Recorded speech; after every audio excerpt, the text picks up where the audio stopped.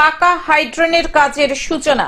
অবশেষে দীর্ঘদিনের পাকা নিকাশি নালার দাবি পূরণ হলো পুরাতন মালদা পৌরবাসীর। বৃহস্পতিবার পুরাতন মালদা পৌরসভার মঙ্গলবাড়ি কোর্ট স্টেশন সংলগ্ন 16 এবং 17 নম্বর ওয়ার্ডে প্রায় 125 মিটার দীর্ঘ একটি পাকা হাইড্রেনের কাজের শুভ সূচনা করা হয়।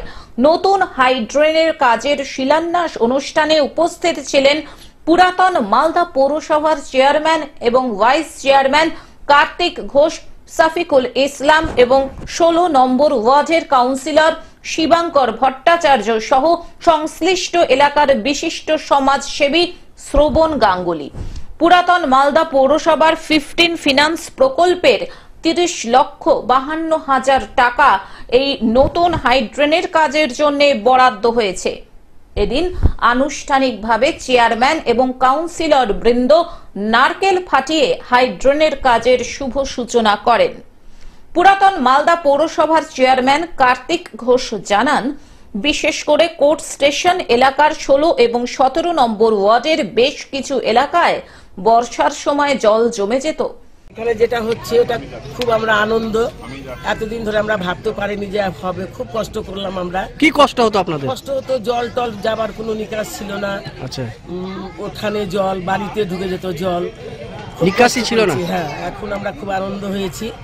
নিকাশি ব্যবস্থা ছিল না, এর ফলে বর্ষার মরশুমে এলাকাবাসীর চলাফেরাতে প্রচন্ড সমস্যা হতো। তাই পুরাতন মালদা পৌরসভার উদ্যোগে 15 ফিনান্সের তহবিল থেকে 30,52,000 টাকা ব্যয় ড্রেনের কাজ শুরু হয়েছে। এই কাজটি সম্পন্ন হয়ে গেলে এলাকাবাসীরা জল নিকাশির সমস্যা থেকে নিস্তার পাবেন। পাশাপাশি এই হাইড্রেনের কাজ শুরু হওয়ায় খুশি এলাকাবাসীরা, কারণ তারা দীর্ঘদিন ধরে জল নিকাশি সমস্যায় ভুগছিল। তাই এই কাজ শুরু হওয়ায় পুরাতন পৌরসভা কর্তৃপক্ষকে ধন্যবাদ জ্ঞাপন করে 16 এবং 17 নম্বর ওয়ার্ডের এলাকাবাসীরা। এই 16 এবং 17 নম্বর আমাদের ওল্ড মালদা পৌরসভার 16 এবং 17 নম্বর ওয়ার্ডের কোর্ট স্টেশন পাড়া, যেখান থেকে আমাদের একটা নিকাশির ব্যবস্থা ছিল না, সেই নিকাশির ব্যবস্থা আজকে আমরা শুরু করলাম। তার কাজের যে শুভ সূচনা করলাম, আমাদের মধ্যে আমাদের ভাইস চেয়ারম্যান, কাউন্সিলর, এই ওয়ার্ডের কাউন্সিলর সকলে রয়েছে। এবং আপনারা জানেন যে এইটা প্রায় 1.5 কিলোমিটারের একদম মহানন্দা নদীতে পড়বে এই নিকাশির ব্যবস্থাটা। মালদা থেকে অভিষেক দাসের রিপোর্ট, গ্লোব নিউজ। এখন থেকে গ্লোব টিভি দেখুন আপনার স্মার্টফোনেও। গুগল প্লে স্টোর অথবা অ্যাপল স্টোর থেকে ডাউনলোড করুন গ্লোব টিভি লাইভ অ্যাপ। এছাড়াও জিও টিভি অ্যাপ থেকেও দেখুন গ্লোব টিভি লাইভ।